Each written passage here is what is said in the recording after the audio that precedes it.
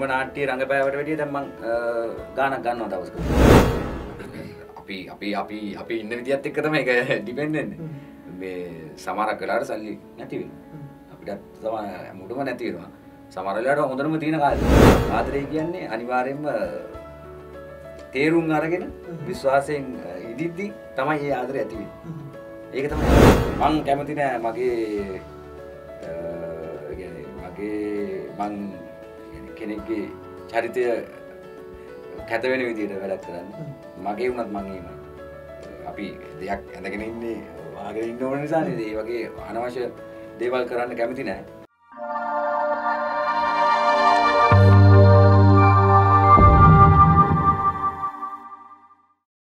හොඳයි ඉතින් අදත් the PK talk show එක අපි අරන් ආවා. ඉතින් අද දවසේ මාත් එක්ක කතා බහට එකතු වෙන්නේ ඔයගොල්ලන් ගොඩක් ආදරය කරන මේ දවස්වල බොහොම ජනප්‍රිය රංගන ශිල්පියෙක්. ඉතින් අපි දේව් සුරේන්ද්‍රව අද දවසේ අපේ ප්‍රෝග්‍රෑම් එකට මම අරන් ආවිලා තියෙනවා. දේව් ආයිබෝන් කියලා කියනවා. ආයිබෝන්. ඉතින් මේ දවස්වල ඔය රංගනේ නිරත වෙන අයගෙන් ගත්තම ගොඩාක් ගෑන් ළමයින්ගේ ආකර්ෂණය තියෙන නළුවෙක් තමයි දේව් කියන්නේ. කවුද කිව්වේ? අපිට ආරංචි. හරියට. ඉතින් මේ දේව් මේ අපි කතා කරමු සුපුරුදු ප්‍රශ්නේ මේ දවස්වල කාර්යබහුලත්වය කොහොමද? දෙවෙනි නිමත් එක්කද මේ දවස්වල ගෙවෙන්නේ? තව වැඩ කටයුතු සිද්ධ වෙනවා. ඔව් මේ දවස්වල දෙවෙනිම නාට්‍යත් එක්ක තමයි සම්බන්ධ වෙලා ඉන්නේ. තව නාට්‍ය දෙකක විතර කතා කරා. අර දින ප්‍රශ්න නිසා පොඩ්ඩක් මග ඇරුණා. හැබැයි ලබන මාසේ මැදදී මම හිතන්නේ තව නාට්‍යයක් පටන් ගන්න. එකක් දින එක තමයි බලලා කරන්නේ. දැනට දෙවෙනි නිමත් එක්ක තමයි ඉන්නේ. ඒ කියන්නේ මේ වෙනකොට දෙවෙනි නිමට තමයි මුල් තැන දීලා තියෙන්නේ. ඔව්. ඒක නිසා. ඔව්. හරි. එතකොට මේ දේව් මුලින්ම අපි දැක්කේ රූපවාහිනී නිවේදකෙක් විදිහට මම හිතන්නේ. නෑ. ඔව්. වැරදිද මම? වැරදුනා. නෑ ඔව් මේ මම පළවෙනිම ඩ්‍රාමා එකක් කරේ දම්සාරි කියලා. ආයෙකින් පස්සේ තමයි නිවේදන කටයුතු වලට. ඔව් දම්සාරි තරුණගලී කියලා නාට්‍ය දෙකක් මට හම්බ වෙනවා. ඒ දෙකෙන් පස්සේ එතකොට තමයි ටෙක්ලා මම නිවේදන කටයුතු කරන ටෙක්ලා මට කියනවා මේ පොඩි chance එකක් තියෙනවා ඔයාලට පුළුවන් ද ප්‍රසන්ට් කරන්න. මම ගිහිල්ලා මේ මට ඉතින් කරන්න කියනවා ෂූටින් වෙලාවට. මම අයියෝ යන්න කියලා වයිලා වුණා. ඊට පස්සේ ආයිලන්සර් ඊළඟට හරියට කරන්න. මේව කළා මාව ඒ ප්‍රෝග්‍රෑම් එකට ගත්තා ටෙක්ලා කියලා. ස්ක්‍රීන් ටෙස්ට් එකට ගිහිල්ලා. ඒ නාට්‍ය දෙකෙන් පස්සේ තමයි මට අර chance එක හම්බෙන්නේ. ඒ මම හිතන්නේ මේ වැඩසටහනත් එක්ක දේව්ට වෙනම මේ ප්‍රේක්ෂකයෝ ටිකක් එකතු වුණා නේ. ඔව් දැන් ලයිව් ෂෝ එකක් කරන්නේ සින්දු දෙන එක.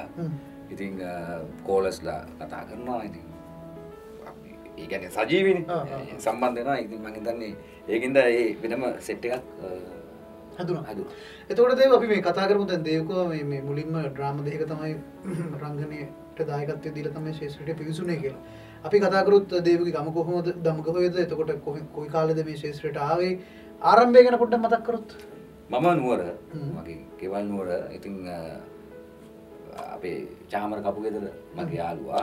ඔව් ක්‍රිකට් ගන්නේ. හොඳ යාළුවා ගයාන් කියලා තව 4-5 දෙනෙක් ඉන්නවා. ඉතින් මම නුවරේ ඉඳිද්දි ඉස්කෝලෙන් අවුට්ලා ඕම ඉඳිද්දි දැන් කපු කියන්නේ මගේ අර ගයාන් කියන යාළුවා ගෙවල් ගාව. ඉතින් අපිට හම්බ වෙනවා. හම්බුණාම දැන් ඉස්කෝලෙන් අවුට්ලා එක එක ඒවා කර ඉඳිද්දි බැන්නා කපු එක දවස් මේ මොනවාද ගන්නේ කොළඹ එනවා මේ මොකද්ද මේ රත්යක ගා ඉන්නේ කියලා ඊට පස්සේ ගෑනුත් කෝ එන්න ඇවිල්ලා මොනවයි කරමු ජොබ් එකකට යන්න මොනවයි දාමු කියලා. ඕම ඉඳිද්දි මට රොසැන්ඩෑස්ගේ මොඩර්න් ක්ලාස් යන්න chance එකක් හම්බුණා. chance එකක් හම්බුණා මට පොඩ්ඩක් එහෙම ආසයි. මේ කපුකෝ ආයන්න. ඒ කියන්නේ ඒ කාලේ ඉඳන් එහෙම අදහස් තිබ්බා. පොඩි එකක් තිබ්බා කියන්නේ ඔය පොඩි ආසාවක් තිබ්බා. ඊට පස්සේ මම මොඩර්න් ක්ලාස් ගියා. කපුලා ගෙදර ඉඳන්. ඔම යද්දි තමයි මට chance එකක් හම්බෙන්නේ මේ කමර්ෂියල් එකකට. chance එකක් හම්බෙනවා. මට මතකයි ඉන්දියන් ඩිරෙක්ටර් කෙනෙක් හිටියේ. මගේ ෆස්ට් ටයිම් මම කැමරාවක් ඉස්සරහට ගිහලා දැන් ආවා සමහර දෙක වචන දැන් මට කියා ගන්න බෑ.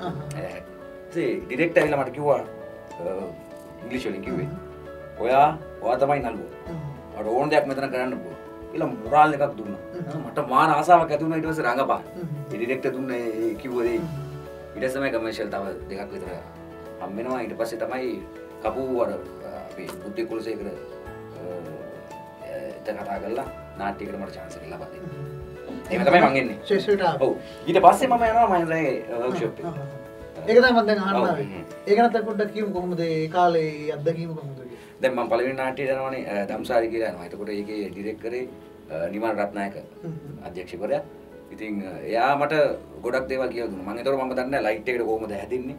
නිකන් මම හිතුවේ ආ ටීවී එක යනවා ලස්සනට ඉන්නවා එහෙම එකක්. බලද්දි මාර අමාරුයි මේ. අමාරු කියන්නේ ඩයලොග් මතක තියාගන්න ඕනේ. ඒ සිටුවේෂන් එකට ප්ලේ කරන්න ඕනේ. ඒ ඔක්කොම මම මොකුත් දන්නේ නැහැ. ඉතින් මට ඒ ඩිරෙක්ටර් නිමල් රත්නායක ඩිරෙක්ටර් මට හොඳටම කියලා දුන්නා. මේකයි කරන්න කියලා මට chance එක දුන්නා. ඊට පස්සේ මට තේරුණා මේක පොඩක් අමාරුයි. තව ටිකක් මේක ගැන දැනගෙන ආවොත් හොඳයි කියලා. ඊට පස්සේ තමයි මහේන්ද්‍ර පෙරේරා ගුරුවරයාගේ වර්ක්ෂොප් එක පටන් ගන්නවා කියලා ආරංචි එකක් ආවා. ඊට පස්සේ මම කිරිබත් කොට වර්ක්ෂොප් එකට ගියා අවුරුද්දක් විතර හැත්ත කිරියා. එක්සර්සයිස් කළා. ඒ වගේ මම රිලැක්ස් වෙලා ඉගෙනගෙන තාමත් මට අවස්ථාව ලැබෙද්දී මම යනවා. එහෙම තමයි මට ඒ අවස්ථාව ලැබෙන්නේ. එතකොට මේ අත්දැකීම කොහොමද මේ මහේන්ද්‍ර පෙරේරා කියන ඒ අපේ රටේ ඉන්න මේ මම හිතන්නේ ප්‍රවීණ ගුරුවරයෙක් හා සමාන කෙනෙක් ගුරුවරයෙක්. ඔව් අනිවාර්යයෙන්. රංගනය පිළිබඳ. එතකොට මේ මහේන්ද්‍ර පෙරේරාගේ ඒ පාසලෙන් ලැබපු අත්දැකීම මොන වගේද? මේ වෙනකොට දැන් දේවගේ වැඩ කටයුතු වලට මේ ඉවහ වෙලා තියෙනවා. අනිවාර්යයෙන්. මේ කියන්නේ පළවෙනි කියන්නේ මහේන්ද්‍ර පෙරේරා කියන්නේ දක්ෂ ගුරුවරයෙක් වගේම අපේ රටේ ඉන්න සම්පතක්. අති දක්ෂ රංගන ශිල්පී. මම එයාව කියන්නේ ටීවී එකේ දැකලා තිබ්බේ. පළවෙනි හම්බෙද්දි මම අර බලමු ෆිල්ම් ටිකයි එයා ගිහලා කිව්වා. හරි හරි ලොකෝයි කියලා ඒක අවුලක් නැහැ. යන්නකෝ කියලා දැන් එයා දැනගන්න ඕ එයා ඉවරයි කියලා. ඊට පස්සේ රිලැක්සේෂන් තමයි පළවෙනි කියලා දෙන්නේ. ඉතින් ඒකෙන් රිලැක්සේෂන් එතකොට එක්සර්සයිස් දෙනවා අපිට ෂෝට් ෆිල්ම් කරන්න කියනවා. ඕම දැන් ඒ වගේ තමයි හැදුනේ. දැන් මම කිව්වේ පළවෙනිම කැමරාව ස්ටාර්ට් කරලා ඊපස්සේ මම දන්නේ නැහැ ලයිට් එක හැදෙන්නේ. අර ඔක්කොම හදාගත්තා. හදාගත්තේ තාමත් වැඩි ඇති. තවත් හදාගෙන යනවා ඉතින්. ලොකු දෙයක් ඒකෙන් උනේ. එතකොට දේව දැන් මේ රංගන ශිල්පියෙක් වුණාම අපේ රටේ අපිට දැන් ওই වගේ කිහිප දෙනෙක් මේ උගන්වන්නේ එහෙම මේ සුදුසුම් තියෙන උදවියත් හොයාගන්න අමාරුයි අපේ රටේ. සමහරවිට ගොඩක් මේ රැවටිල්ලට ලක් වෙන අපේ ඉන්න තරුණ තරුණියෝ. හැම දිනෙකටම මේ දැන් සාර්ථක නළුවෙක් හෝ නිලියෙක් වෙලා ඉන්න බොහෝ දෙනෙක්ගේ අපි මුල හොයාගෙන යනකොට වේදිකා නාට්‍ය තමයි අයගේ මුල වෙලා තියෙන්නේ. ඔව්. ඒකට දේවට එහෙම අවස්ථාවක් ලැබුණ නැද්ද මේ රංගනය නිරත වෙන්න වේදිකා නාට්‍ය වල? නෑ මට එක සැරයක් කතා කරා වේදිකා නාට්‍යයකට යන්න බැරුණා මම අර ප්‍රෝග්‍රෑම් එකක් කරපු නිසා සතිය දවස් 5ම මට හොඳ දැන් අවස්ථාවක් ලැබුණොත් මම කරන්න බලාපොරොත්තු අනිවාර්යයෙන්ම කැමතියි. මොකද වේදිකාවේ ඒ කියන්නේ ඒකත් එක්සර්සයිස් එකක් තමයි අර අපිට ඔය කියලා දෙන දෙයක් තමයි වේදිකාවේ කරන දේවලුත් බලපාන. මොකද වොයිස් එක අපි සජීවී වෙන දෙන්න ඕනේ. ඒකින්ද ඒකත් ලොකු දෙයක්. ඒ වේදිකාවේ ඉන්න කට්ටිය ඊටමත් හොඳින් මේ ලොකු කාලයක් පවතිනවා. අනිවාර්යයෙන්ම මොකද ඒක අධ්‍යයනය නැහැ හැම වෙලෙම මේ එක්සර්සයිස් එකක් තමයි වෙන්නේ. සජීවීනේ යන්නේ. අනිවාර්යයෙන්. දෙසරයක් වෙනවා දවසට. වේදිකා නාට්‍ය කරනවා. ඉතින් ඒක අනික ඒකට ඉස්සෙල්ලා මාස 3ක් විතර රිහර්සල් කරනවා. ඒක මාර දෙයක්. එතකොට යුනිවර්සිටි ගියා සමානයි. අනිවාර්යයෙන්. එතකොට මේ දේව් දැන් මේ වෙනකොට දෙවනි නිම ටෙලි ඩ්‍රාමා එක හරහා ටෙලි නාට්‍ය හරහා තමයි ජනප්‍රිය වෙලා තියෙන්නේ සහ හැම කෙනෙක්ම වැළඳගෙන ඉන්නේ. දේවට හිතෙන්නේ නැද්ද මේ දෙවනි නිමට කොටු වෙලා ඉන්න එක දේව්ගේ ඇතුළේ ඉන්නෝනේ දැන් තව චරිතවලට පණ පොවන්න පුළුවන් හැකියාව තියෙන කෙනෙක්. එතකොට ඒකට අසාධාරණයක් වෙයි කියලා හිතෙන්නේ නැද්ද? නැත්තම් දේව හිතන්නේ දිගටම දේවට එන්නේ මේ දෙවනි නිම වගේ චරිත නිසා මේක කරගෙන ඉන්නවද මොකද්ද දේව ගැන හිතන්නේ? නෑ මම මේ වෙලාවේ දෙවනි නිමේ ඉන්නේ කියන්නේ මට කාලය මට හදාගන්න පුළුවන් වුණොත් මම තව නාට්‍යයකට යනවා. කොටු වෙනවා කියලා මං හිතන්නේ නැහැ. මොකද දැන් මම මේ නාට්‍ය කරන එක ඊළඟ එකේ කරන්න නැති වෙන්න තමයි බලාපොරොත්තු වෙන්නේ. හැබැයි අපි කතා කරන විදිය කොහොමද එකයි. ඒක වෙනස් කරන්න බෑ. කැරක්ටර් එක තමයි වෙනස් වෙන්නේ. චරිතය ලියන එක. දැන් මම මේකේ පුතෙක් ඉන්නේ. දැන් මට ඊළඟ එකේ හම්බුනොත් එහෙම දැන් මේකේ පුතෙක් අයියා කෙනෙක්. ඊළඟ පෙම්වත හම්බුනොත් මම වෙනම විදියට හැසිරෙන්න ඕන. ඒකයි මං හිතන්නේ. එහෙම කොටු වෙලා නැහැ. මට chance එකක් හම්බුනොත් මම වෙලාව අනිවාර්යෙන් යනවා. හරි. එතකොට මේ දැන් දේව් මේ වෙනකොට ටෙලි නාට්‍ය කීයක රඟපාලා තියෙනවද? එතකොට මේ අනිකුත් නිර්මාණ වලට කොච්චර දාග වෙලා දෙන කොච්චර කාලයක් වෙනවද ශේෂ්ත්‍රයට? දැන් අවුරුදු 5ක් මේ 5 යන්නේ. එතකොට නාට්‍ය කරලා තියෙනවා. එන්නත් තියෙනවා දෙයක් විතර 10ක් විතර. අවුරුදු 5 තුල. ඔව්. එතකොට අර මම කිව්වේ මේ දැන් ලබන මාසයේ මැදදී මම අලුත් නාට්‍යයකට කියලා කරපු නාට්‍යක දැන් කොටස් 15ක් කරලා තියෙන එකේ මැදට තමයි. ඒකේ මොන වගේ චරිතයක්ද? ඒකේ තියෙන්නේ මේ මම රටේ ඉඳන් එන කැරක්ටර් එක. ඒක වෙනම කැරක්ටර් එකක්. මේකට වැඩිය වෙනස්. වෙනස් එක. ඔව්. ඒ ගර්ල්ට try කරන්න තියෙන්නේ. එතකොට මේ සිනමාවට ප්‍රවේශ වෙන අවස්ථාව ලැබිලා තියෙනවද? නෑ තාම මේ අවස්ථාව ලැබුණේ නෑ. එක චිත්‍රපටයක් කරා ඒක මම හිතන්නේ තාම තිරගත වෙන්නේ නැහැ. ඒක කොමඩි ෆිල්ම් එකක්. මට තිබ්බේ පොලිස් කාර්යයේ කැරක්ටර් එකක්. ඉතින් සාන් රන්වල අයියා. එතකොට නිරෝෂා තලගල ඔය කට්ටිය හිටියා නාට්‍යයේ. ඉතින් ෆිල්ම් එකේ ඉතින් ඒක කවදා බලන්න පුළුවන් දන්නේ නැහැ. එතකොට මේ දේව් දැන් දේව් වෘතියෙන් රංගන ශිල්පියෙක්ද නැත්නම් වෙන රැකියාවක් එහෙම කරන්න බලාපොරොත්තු වෙනවද නැත්නම් වෘතිය මේකද දේව්? මේක තමයි මගේ වෘත්තිය. මේකෙන් තමයි මට සල්ලි හම්බෙන්නේ. ඔව් මම මේකෙන් තමයි කන්නේ බෝන්නේ. එතකොට දේව් හිතනවා දැන් පිටරටවල නම් දැන් වැඩි ඕනේ අපි ඉන්දියාවේ. අත ළඟ තියෙනවට නළුවෙක් හෝ නිලියෙක් වෙනවා කියන්නේ මේ රටේ ඉන්න ධනවත්ම පුද්ගලයෙක්. ඔව්. එතකොට දැන් දේව් හිතනවාද මේ රංගනේ කටයුතු කළා දැන් හැමදාම විදිහට තනිකඩ ඉන්න බෑ ඈ කවදාරි පවුලක් පන්සලක් වෙන්න ඕනේ ඈ Tamanට කියලා දේවල් කොට නගා ගන්න ඕනේ. එතකොට මේ රංගන ශිල්පියෙක් වෙලා මෙන්න මේ ටාගට් වලට යන්න සහ මේ ඒ වටිනාකම නිසි වටිනාකම දේව් වලට ලැබිලා තියෙනවද මේ වෙනකොට රංගන ශිල්පියෙක් විදිහට? පසුබිම. දැන් මෙහෙමයි. දැන් මම පළවෙනිටම දැන් මම මගේ ගැන කියන්නේ. මම පළවෙනිටම නාට්‍ය රංගපෑවට වැඩිය දැන් මම ගානක් ගන්නවා දවසක. දැන් ඩේ පේමන්ට් දෙන්නේ අපිට. දැන් ඒක තමයි මම හදාගත්ත දේ.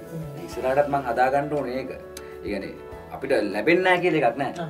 අපි හරියට වැඩේ කරනවා නම් ඒ වටිනාකම ලබා ගන්න පුළුවන්. පුළුවන් අනිවාර්යයෙන්. ඒ කියන්නේ අපි වටිනාකම ඒ කියන්නේ වටිනා පුද්ගලෙක් වෙන්න ඕනේ. ඒකට තමයි ඒ කියන්නේ මහින්ද පෙරගුරුතුමත් අපිට කියලා තියෙන්නේ කරන දේ හරියට කරන්න. අනිත් පැත්තට අනිවාර්යයෙන්ම ප්‍රතිඵල ලැබෙනවා. එක දවසෙන් අපිට ඒක පාටම එහෙම සල්ලි හම්බෙන්නේ නැහැ. දැන් මම පළවෙනිට ගත්තට වැඩිය මම මේ දවස්වල ගන්නවා. ඊළඟට යන නාට්‍ය මම ඊළඟට ගාන පොඩ්ඩක් වැඩි. ඒක තමයි ස්ටෙප් බයි ස්ටෙප් යන්න ඕනේ. ඒකට ප්‍රශ්නයක් වෙන්නේ නැහැ නේද මම හිතනවා. ඒ කියන්නේ රංගන ශිල්පියෙක් කියන දැන් ගොඩ දෙනෙක් නගර මැසිවිල්ලක් තමයි මේක අපි විනෝදයට කරන්නේ අපිට මේකෙන් ජීවත් වෙන්න බෑ මේක මදි මේ අපේ ජීවිතය කරන්න. නමුත් දේව කියන්නේ එහෙම දෙයක් නැහැ හරියට කරොත් කරන්න පුළුවන්. කරන්න පුළුවන්. ඔව් මදි කියන්නේ ඉතින් අපි ඉන්න විදියත් එක්ක තමයි ඒක ඩිපෙන්ඩ් වෙන්නේ. මේ සමහරක් වෙලාවට සල්ලි නැති වෙනවා. අපිටත් තමයි මුඩම නැති වෙනවා. සමහර වෙලාවට හොඳටම තියෙන කාලෙ දින. ඒකට අපි දැනගන්න ඕනේ ඒක මැනේජ් කරගන්න. නැත්තම් කොහොමත් මේක මම හිතන්නේ විනෝදයට කරන්න පුළුවන් දෙයක් කියලා. මේ විනෝදයක් නෙමෙයි රඟපානවා කියන්නේ ලේසි පහසු දෙයක් නෙමෙයි. මිනිස්සුන්ට ඒ කියන්නේ තව කෙනෙක්ගේ චරිතයක් තමන්ගේ ඇඟට ආවේශ කරගෙන නිරූපණය කරන එකනේ. ඔව් ඒක මේ විනෝදයට කරනවා මම හිතන්නේ. දැන් සමහර කට්ටිය කියනවා. ඔව් කියනවා. එහෙම කියන කට්ටිය ඉන්නවා. අපි කතා කරමු දේවගේ පවුල් පසුබිම කොහොමද පවුලේ කට්ටිය කලාවට සම්බන්ධද? නෑ මගේ අම්මයි තාත්තයි නුවර ඉන්නේ. තාත්තට කඩයක් තියෙනවා. ඉතින් ඒකෙන් තමයි දේව තමයි පවුලේ එකම දරුවෝ එහෙම? නෑ මට අයියලා දෙන්නෙක් ඉන්නවා නංගි කෙනෙකුත් ඉන්නවා. ඔව් ලොකු අයියා අපේ රග ගහපු කෙනෙක්. දැන් මේ දවස්වල සෙල්ලම් කරන්නේ නැහැ. අනිත් අය රටේ ඉන්නේ නංගි තාම ඉගෙන ගන්න. එතකොට දේව පවුලේ තුන්වෙනියා. දේව ඒතකොට පෙම්වතෙක්ද මේ වෙනකොට? නෑ. ආදරේ ගැන දේව මොකද කියන්නේ? ආදරේ කියන්නේ සුන්දර වරදද?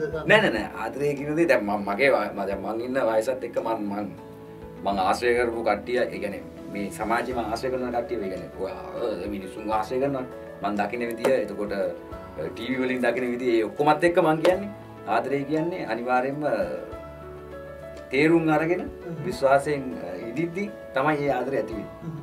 ඒක තමයි ආදරය කියන්නේ. ඒ කියන්නේ ආදරයට විශ්වාසය තමයි අංක 1. විශ්වාසය තේරුම් ගැනීම. දෙකම තියෙන්න ඕනේ. නැත්නම් ඕක වෙන්නේ නැහැ. ඒ කියන්නේ දේව පෙම්වතෙක් වෙලා හිටියද? ඔව්. මම ඉඳලා තියෙනවා. ඒ ක්ලබ් එකෙන් අයින් වෙලා තියෙනවා. ඔව්. මේ වෙනකොට පෙම්වතෙක් නෙවෙයි. පෙම්වතෙක් නේ ඔන්න යටිට තියෙනවා. ඉතින් ඒකසි තියෙනවා. දේවට ආදරය කරනවා නම් දැම්ම ප්‍රකාශ කරනවා.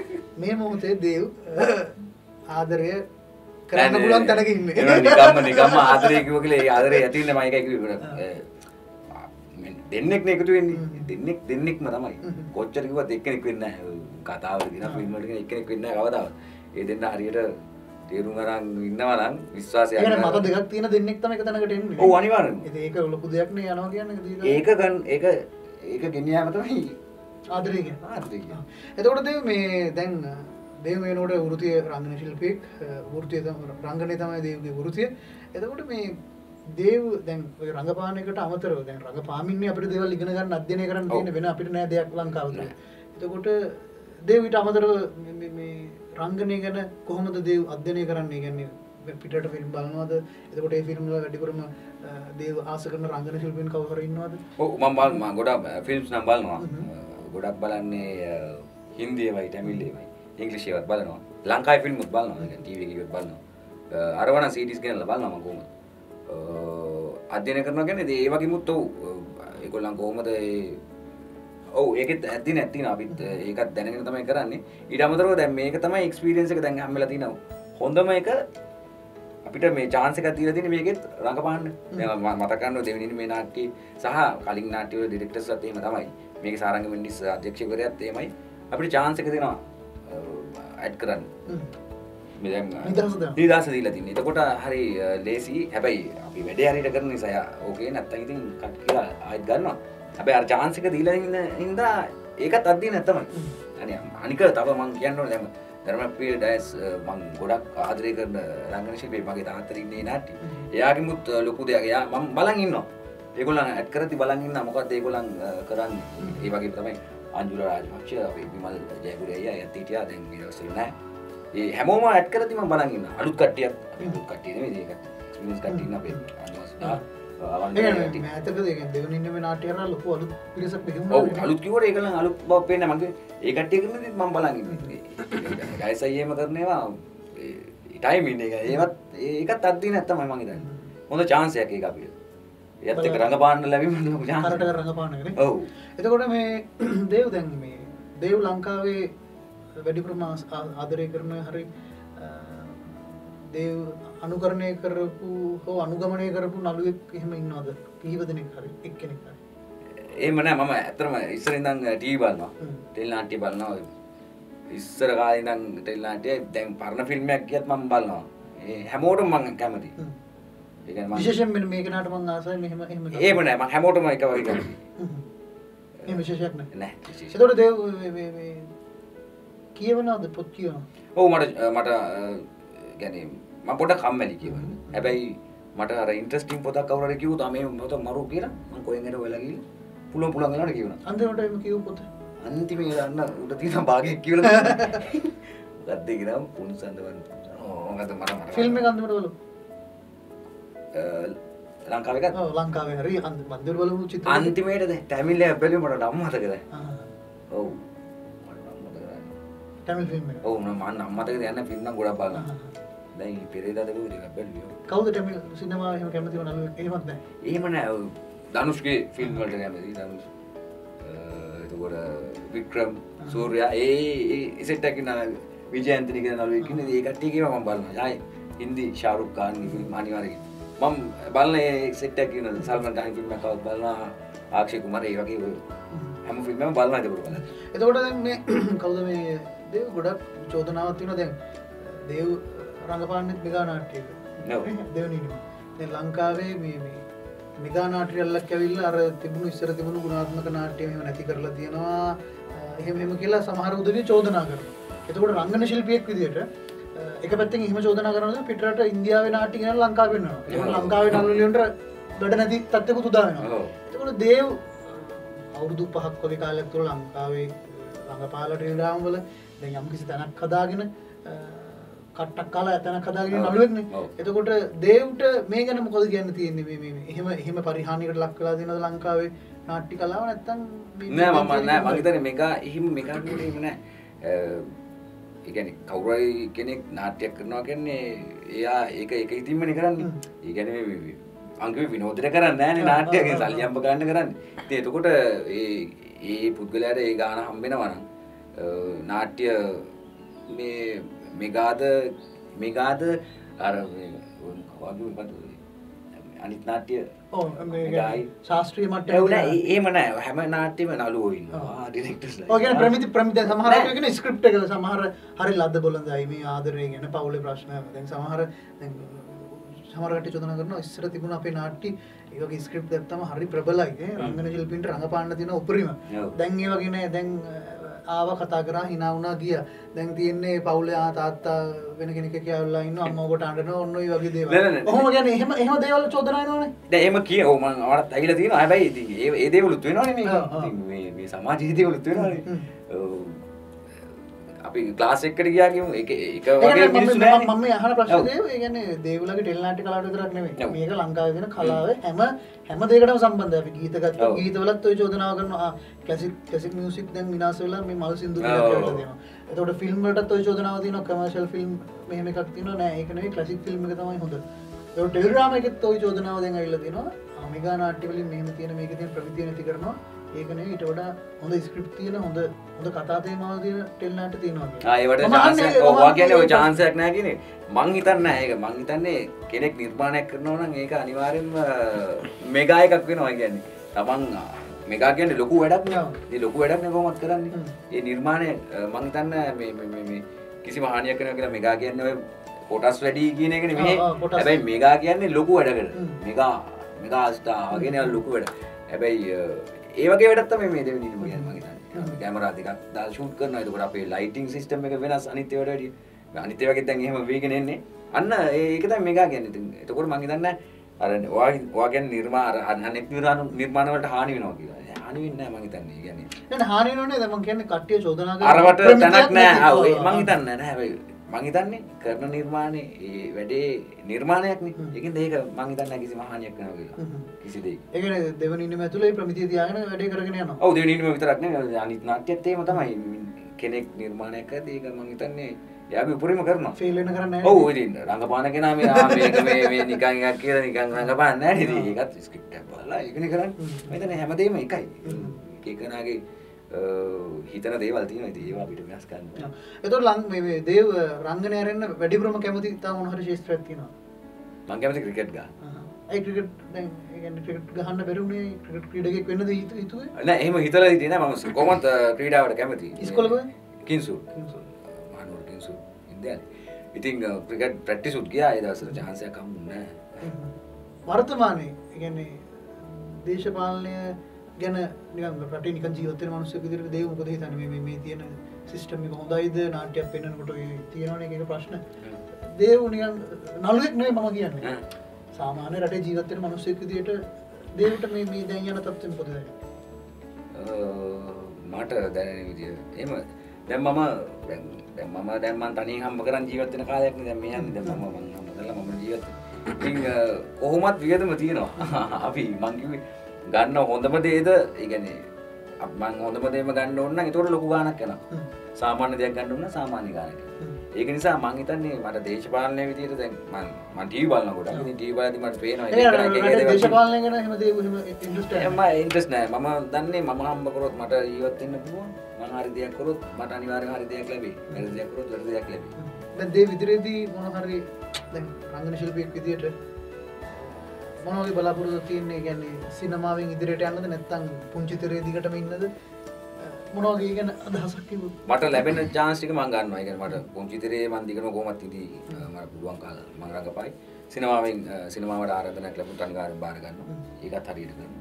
ඒ කියන්නේ රංගන ඉවර කරන්නේ මේ සිනමාවෙන් කියලා දැන් එහෙම එකක් නැහැ. නෑ ඉවර කරන්න නෙවෙයි. කොහොම හරි ඉන්නවා මේකේ. අපිට කවුද මේක ඉවර කරන්න වෙනවනේ. ඔව් ඉවර කරනවා. ඔව් ඒ ඉවර කරන මොහොතේදී මේ දේව කියන රංගන ශිල්පියා ඔව් මම කිව්වේ මට කවුරු කතා කරොත් ෆිල්ම් එකක් තියෙනවා කරමු කියලා. ඉතින් එතකොට මම ඒකෙන් ඉවර වෙයි.